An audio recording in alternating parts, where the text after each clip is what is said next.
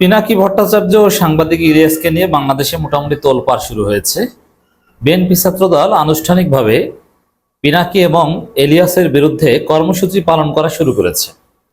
তাদের বিরুদ্ধে কক্সবাজারে প্রোগ্রাম করেছে।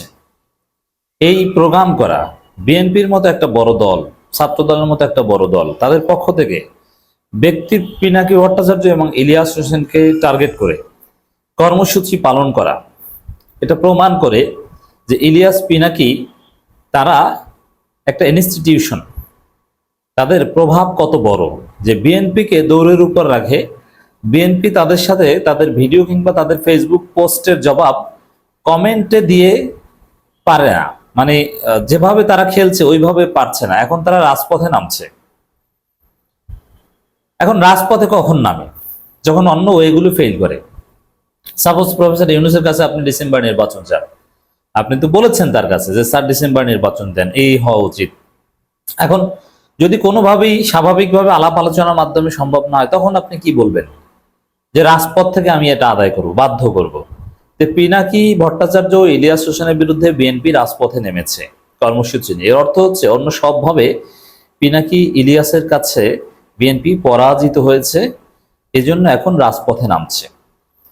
দর্শক, এই যে বিএনপির রাজপথে নামা, এটা মূলত পিনাকি ইলিয়াসকে আরো বেশি প্রাসঙ্গিক করবে, জনগণের কাছে নিয়ে যাবে। কারণ বিএনপি যা করবে মানুষ তার উল্টোটা সঠিক মনে করবে। দর্শক, পিনাকি ভট্টাচার্য একা বিএনপিকে খেয়ে দিচ্ছেন। আমি একটা কথা বারবার বলি, আমরা বিএনপি বিরোধিতা করি বিএনপির চাঁদাবাজির জন্য, কিন্তু জিয়াউর রহমান সহ একেবারে সেই মুঘল আমলের ইতিহাসের সাথে কানেক্ট করে বিএনপিকে যেভাবে পিনাকি ধরেছেন, এই বিএনপির কোনো ন্যারেটিভই থাকে না। পাল্টা কোনো বয়ান বিএনপি কিন্তু ক্রিয়েট করতে পারেনি যে না পিনাকি এই বক্তব্য দিয়েছেন, এটা খণ্ডন করে এই বয়ান তৈরি করেছেন। ফাহাম আব্দুল সালাম একটু চেষ্টা করেন পিনাকির অল্টারনেটিভ হাইপোথিসিস দিতে, কিন্তু মজার বিষয় হচ্ছে ফাহাম আব্দুল সালামের বক্তব্য তার মানুষের কাছে যায় না। দুই চারজন এলিট পরে, সাধারণ মানুষ তার বক্তব্য শুনে চিনে, তাকে চেনে না।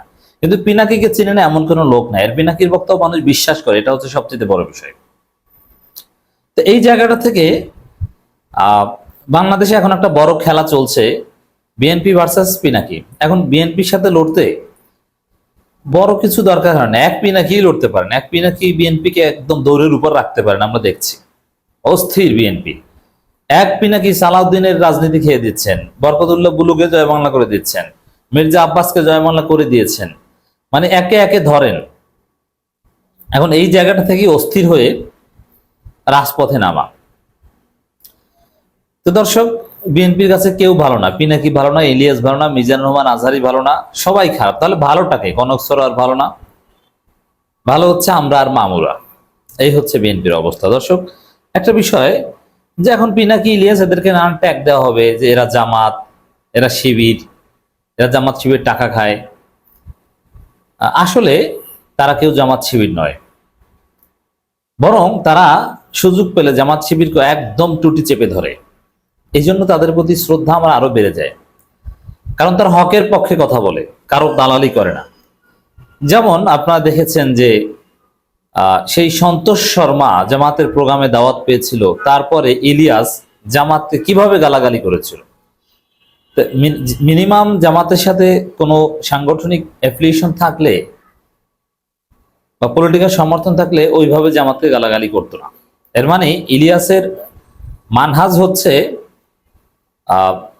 যেই তাদের এডিটোরিয়াল পলিসির বিরুদ্ধে যাবে কিংবা তাদের দৃষ্টিতে ভারতের দালাল হবে, তাকে যা ইচ্ছা তা বলবে, কোনো ছাড় দিবে না। তো জামাতের ক্ষেত্রে এরকম মনে হয়েছে, ধরেছে। জামাতের আমির সম্পর্কেও বিভিন্ন আপত্তিকর কথা বলেছে, কোনো ছাড় দেয়নি। এবং পিনাকি ভট্টাচার্য সুযোগ পেলেই জামাতকে শিবিরকে ধরেন। কিন্তু বাস্তবতা হচ্ছে পিনাকি বিএনপিকে তো ধরেছেন একদম। পিনাকির এখন সিরিজ ভিডিওই হচ্ছে মূলত বিএনপিকে জয় বাংলা করে দেওয়ার উদ্দেশ্যে। বিএনপিকে না খেয়ে পিনাকি যাকে ধরেন তাকে শেষ করে দেন। ওই পররাষ্ট্র সচিব জসিমকে যেরকম একদম খেয়ে তারপরে শান্ত হয়েছেন, আমার মনে হয় যে বিএনপিকেও একদম জয় বাংলা করে দিয়ে তারপরে পিনাকি রেস্ট নেবেন। তার আগে পিনাকির রেস্ট নাই, তার আগে ওই বিএনপি বিষয়ে তার অ্যাসাইনমেন্ট চলবে, ভিডিও চলবে। আবার এনসিপিকেও মাঝে মাঝে ধরেন। তাহলে বাংলাদেশে বিএনপিকে যদি ধরা হয়, বিএনপির বিরুদ্ধে যদি আপনি বলেন, আবার এনসিপির বিরুদ্ধে যদি বলেন, তাহলে বাকি থাকে শুধু জামাত শিবির। মানে বাস্তবতাটা হচ্ছে এরকম যে পিনাকি ইলিয়াসের জামাত শিবির করতে হয় না, কিন্তু পরিস্থিতি তাদেরকে জামাত শিবির বানিয়ে দেয়। কারণ হক কথা বললে জামাত শিবিরের পক্ষে চলে যায়। বাংলাদেশে কিছু সিমটম আছে, আপনাদেরকে বলি। কোনো ডিসি, কোনো এসপি, কোনো এসআই, কোনো ওসি অথবা কোনো ভিসি, তারা যদি দাঁড়িয়ে রাখে, নামাজ পড়ে, সত্য কথা বলে, ঘুষ না খায়, তাহলেই তাকে জামাত শিবির বলে মানুষ। মানে সত্যের পক্ষে থাকলে তাকে জামাত শিবির ট্যাগ দেওয়া হয়। এটা বাংলাদেশের একটা কালচার। এই যে এভাবে হাসিনা তো জামাত ট্যাগ দিয়েছে পিনাকিকে, কারণ পিনাকি নাকি জামাত নেতার মেয়ে বিয়ে করেছেন, যদি অদ্ভুত। তো এভাবে পরিস্থিতি, তাদের যে সততা, তাদের যে ভারতের আধিপত্যবাদ বিরোধিতা, এই জায়গাগুলো তাদেরকে জামাত শিবিরের পক্ষে নিয়ে যাচ্ছে, কিন্তু আসলে তারা জামাত শিবির নয়। বিএনপির বিরোধিতা করলে একটা লেভেল পর্যন্ত এনসিপি বলা যেতে পারে, কিন্তু পিনাকির একটা ফেসবুক পোস্ট আমি বিশ্লেষণ করছি। তিনি লিখেছেন, অবহেলায় অতিক্রান্ত 10 মাস, মানে 10 মাস পার হয়েছে। সময় কারোর জন্য থেমে থাকে না, আর ইতিহাসের নির্মাতা হন তারা যারা সময়কে অতিক্রম করে সম্মুখে পদক্ষেপ নিতে পারেন। উপদেষ্টা পদ না দল, কোনটি প্রাধান্য পাবে? গণঅভ্যুত্থানের নেতৃত্ব দানকারী ছাত্র নেতাদের মধ্যে যারা অন্তর্বর্তীকালীন সরকারের উপদেষ্টা হয়েছেন, তাদের যে সকল দায়িত্বে থাকা নিয়ে প্রশ্ন তুলছে সে সকল দায়িত্বে থাকা নিয়ে প্রশ্ন তুলছে বিএনপি। উদ্ভুত পরিস্থিতিতে আপনাদের কাছে জানতে চাই, গত 8 আগস্ট সরকারে যোগ দেওয়ার সিদ্ধান্ত কি তাদের সঠিক ছিল? এখনো তাদের সরকারে থাকা কি রাজনৈতিক বিবেচনা সঠিক হচ্ছে? সরকারি দায়িত্ব পালন না দল গঠন, এর মধ্যে কোনটি তাদের সর্বাধিক গুরুত্ব দেওয়া উচিত? এই প্রশ্ন ছুড়ে দিয়েছেন। বা এই প্রশ্নের অর্থ হচ্ছে যে এই ছাত্র নেতারা এই ছবি দিয়েছেন 3 জন পিনাকি, নাহিদ, আসিফ, মাহফুজ। এরা এনসিপিও করছেন, এরা সরকারও চালাচ্ছেন, মানে এদের সমালোচনা করছেন, এবং এরা ব্যর্থ, এরা সঠিকভাবে কাজ করতে পারেনি। আর এরা সরকারের থেকে দল চালাচ্ছে, এই প্রশ্নও কিন্তু এখানে খোঁচা দেওয়া হয়েছে পিনাকির পক্ষ থেকে। এক কথা, এনসিপি বা ছাত্র উপদেষ্টা এদেরকেও সমালোচনা করলেন, বা এদেরকেও এক প্রকার স্ট্রং ক্রিটিক করলেন, মানে এদের পক্ষে না, এদেরকে ব্যর্থ মনে করেন। আবার বিএনপির বিরুদ্ধে তো আছেই।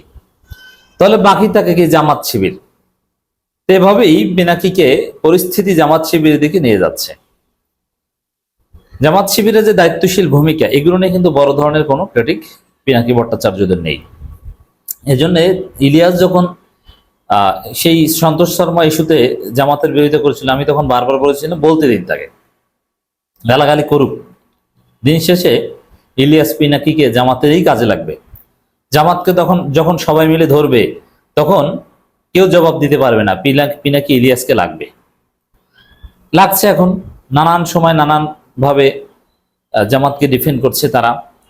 এটা পরিস্থিতির কারণে করছে। এ কারণে অনেকের কাছে মনে হচ্ছে তারা জামাত, আসলে তারা জামাত না, পরিস্থিতি তাদেরকে জামাতের পক্ষে নিয়ে এসেছে।